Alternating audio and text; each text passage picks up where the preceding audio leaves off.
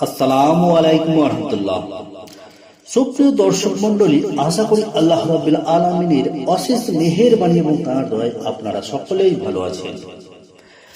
যার পরশে জগৎ হাসে, চারদিকে ভীষণ অভাব, কোথাও শান্তি নেই এতটুকু প্রশান্তির বাতাস। তাদের ঘরে ক্ষুধার আগুন দাউ দাউ করে জ্বলে অষ্টপ্রহর।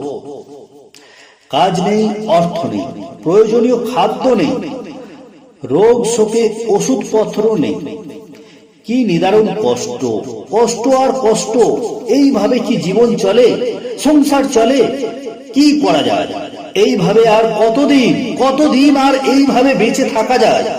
সংসারের পুরুষরা দিশাহারা, স্ত্রীরা বাচ্চা কাচ্চা নিয়ে ভীষণ চিন্তিত। পাড়ায় পাড়ায় এমনি হাহাকার, এমনি দুর্দশা।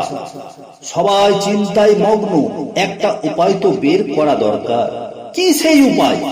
পাড়ার মহিলারা অনেক ভেবে বের করলো একটা পথ। তারা সিদ্ধান্ত নিল, চলো আমরা বেরিয়ে পড়ি, পাড়া ছেড়ে, গ্রাম ছেড়ে, গোত্র ছেড়ে অন্যদিকে খাবারের তালাশে। বিশ্বাস তাদের অটুট, স্বপ্নটাও ভোরের শিশির ভেজা ঘাসের মতো। তাদের বিশ্বাস, আমরা নিশ্চয়ই পারবো। কেন পারবো না? আমরা তো মা, আমাদের কোলে ছোট ছোট বাচ্চা আছে।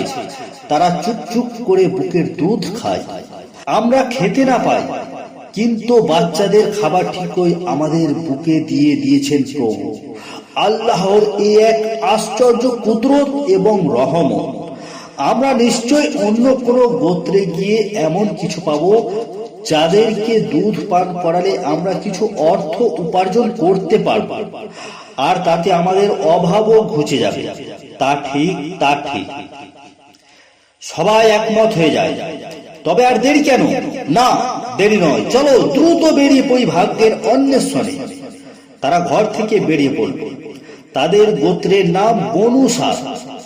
এই দলের মধ্যে ছিলেন একজন সৌভাগ্যবতী মা, তার নাম হালিমা। হালিমাও অন্য মহিলাদের সাথে বেরিয়ে পড়লেন। তার সাথে আছে স্বামী, একটি দুগ্ধপোষ্য ছোট্ট শিশুপুত্র এবং একটি জীর্ণ শীর্ণ বয়স্ক উট, যে এক ফোঁটা দুধও দিতে পারত না। তাদের উদ্দেশ্য, কোথায় পাওয়া যায় দুধ শিশু, যাদেরকে দুধ খাওয়ানোর বিনিময়ে অর্থ পাওয়া যায়। হালিমা তাঁর পরিবার সহ একেবারে নিঃস্ব হয়ে পড়েছিলেন। তিনি আর সইতে পারছিলেন না অভাবের কষ্টে। সংসারের এতগুলো পেট অভুক্ত থাকলে, ক্ষুধার যন্ত্রণায় ছটফট করতে থাকলে কোনো মাই আর স্থির থাকতে পারে? হালিমাও পারে না। তিনি ডুকরে কেঁদে ওঠে। তার দু চোখ দিয়ে কষ্টের ঝর্ণা বয়। সেই ঝর্ণা এক সময় নদী হয়, সাগর হয়, তারপর সেখানে ওঠে বিশাল ঢেউ। সে কেবল কষ্টের ঢেউ। হালিমা সব বনু সাদ গোত্রের মহিলারা দুধ শিশুর খোঁজ করছে। হালিমার কোলের শিশুটি ক্ষুধার যন্ত্রণায় কেবলই কাঁদছে। শিশু পুত্রের কান্নায় তার বুকের আগুন জ্বলে ওঠে দ্বিগুণ। ওই সময় তাকে খাওয়ানোর এতটুকু দুধও তার বুকে ছিল না, উটের পালানেও না।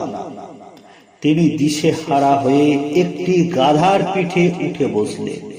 সাথে কাফেলার অন্যরাও ছুটতে থাকলেন সামনের দিকে। কোথায় পাওয়া যায় দুধ শিশু? পথটা ছিল দীর্ঘ ও দুর্গম। সবাই ক্লান্ত, ক্ষুধায় জর্জরিত, ঘামে ভিজে একাকার। বহু কষ্ট করে তারা মক্কায় পৌঁছলেন। মক্কায় অনেক দুধ শিশু পাওয়া যায়। আশা ও স্বপ্নে তাদের চোখ দুটো দিঘির ঢেউয়ের মতো টলটল করে উঠল। তাঁরা খুঁজতে খুঁজতে চলে গেলেন কুরাইশ গোত্রে। খোঁজ পান এই গোত্রে আবু তালিবের ঘরে একটি শিশু পুত্র আছে। তাদেরকে দেখে আবু তালিবও দারুণ খুশি। তাদের একে একে সবাইকে অনুরোধ করলেন তিনি তাদের শিশু পুত্রটিকে দুধ খাওয়ানোর ভার নেওয়ার জন্য। দলের অন্যরা দ্বিধাগ্রস্ত, কারণ শিশুটির পিতা নেই। পিতৃহীন শিশু দুধ খাওয়ানোর ভার নিতে তারা রাজি হল না। কিন্তু একজন মাত্র একজন মা এগিয়ে গেলেন সামনে। তিনি দারুণ আনন্দে চাঁদের চেয়েও সুন্দর সেই পিতৃহীন শিশুটিকে কোলে তুলে বুকে চাপটে ধরলেন। অন্য মহিলারা তার আগেই দুধ শিশু পেয়ে গেছে, বাকি ছিলেন শুধু একজন, মা হালিমা। তিনি তার স্বামীকে বললেন, সবাই তো দুধ শিশু পেয়ে গেছে, আমি কেবল পাইনি। এই কাফেলার সাথে আমি শূন্য হাতে ফিরে যেতে পারবো না। আমি এই ইয়াতীম শিশুটির ভার নেব, তার দায় দায়িত্ব আমি বহন করব, অর্থ করি যাই পাই না কেন। স্বামী বললেন, সত্যি আমারও খুব ভালো লাগছে শিশুটিকে, তুমি তাকে নিতে পারো। আল্লাহ পাক হয়তো তার মাধ্যমে আমাদের জন্য অফুরন্ত কল্যাণ রেখেছেন। ইয়াতীম শিশুটিকে নিয়ে মা হালিমা রওনা দিলেন নিজেদের কাফেলার দিকে। গভীর রাত, একটু আগেও কোলের শিশুটিকে খাওয়াতে পারেননি একটু দুধ। ক্ষুধায় কাঁদতে কাঁদতে ঘুমিয়ে পড়েছে বাছা। অন্য পাশে আছেন সদ্য আনা চাঁদের চেয়েও সুন্দর শিশুটি। হঠাৎ তিনি অনুভব করলেন তার বুকে দুধের ভার। তিনি তখনই নিজের ও সদ্য আনা শিশুটিকে দুধ খাওয়াতে শুরু করলেন। তারা দুজনেই পেট ভরে দুধ খেয়ে পরম তৃপ্তির সাথে ঘুমিয়ে পড়েছিল। আবার কি আশ্চর্য, হালিমার স্বামী দেখলেন যে উটের পালান ছিল একেবারে মরুভূমির শুষ্ক, সেই পালানে এখন দুধের টয়টুম্ব। তাদের চোখে মুখে বিস্ময়, হৃদয় চিরে বেরিয়ে এলো আল্লাহর প্রতি কৃতজ্ঞতার অঝড় বৃষ্টিধারা। তারা দুজনেই সেই রাতে উটের দুধ খেলেন পেট ভরে। তখনও উটের পালান দুধে ভরপুর। সকালে হালিমার স্বামী আনন্দ চিত্তে বললেন, দেখছো হালিমা, আল্লাহর কি রহমত! বলেছিলাম না এই শিশুই আমাদের জন্য বয়ে আনবে আল্লাহর পক্ষ থেকে অশেষ কল্যাণ। বাস্তবেও দেখলে তো। জেনে রাখো, তুমি এক মহা কল্যাণময় শিশু এনেছ। হালিমা খুশি হয়ে বললেন, আমারও কিন্তু তাই মনে হয়। কাফেলা চলেছে এবার আপন গোত্রের দিকে, যে গোত্রে অভাবের কোনো শেষ ছিল না। বৃষ্টি নেই, ফসল নেই, ঘাস লতাপাতা নেই, ছিল শুধু খরার খরা। উট ভেড়া গাধা সহ পশুগুলো খাবার না পেয়ে শুকিয়ে গেছে। তাদের শরীরে গোস্ত নেই, পালানে দুধ নেই। কি করুণ অবস্থা!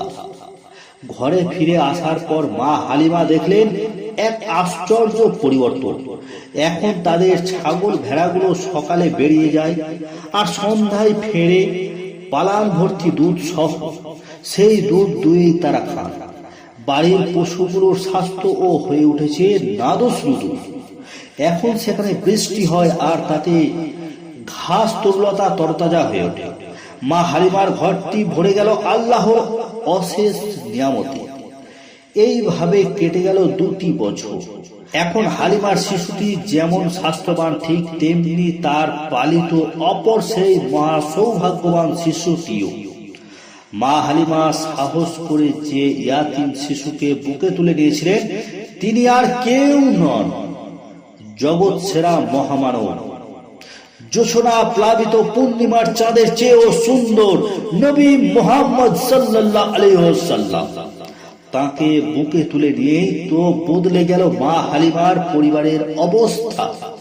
কি সৌভাগ্যের পরশমণি নবী মুহাম্মদ সাল্লাল্লাহু আলাইহি ওয়াসাল্লাম। মা হালিমা সত্যি সৌভাগ্যবতী, এক দুধ মা।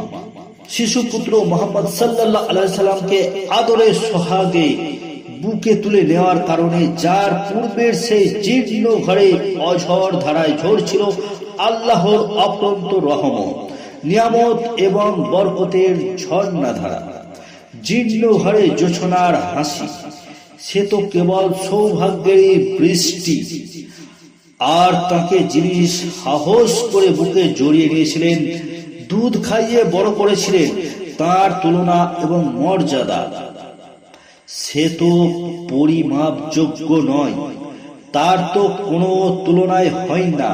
রাসূল মুহাম্মদ সাল্লাল্লাহু আলাইহি ওয়াসাল্লাম, যার পরশে জগৎ হাসে। ভিডিওটি লাইক, কমেন্ট, শেয়ার করুন। চ্যানেলটিতে নতুন হয়ে থাকলে সাবস্ক্রাইব করে পাশে থাকা বেল আইকনটি বাজিয়ে দেবেন। আরো নতুন নতুন ভিডিও দেখার জন্য, সময় নিয়ে পুরো ভিডিওটি দেখার জন্য আপনাকে ধন্যবাদ। সুস্থ থাকুন, ভালো থাকুন।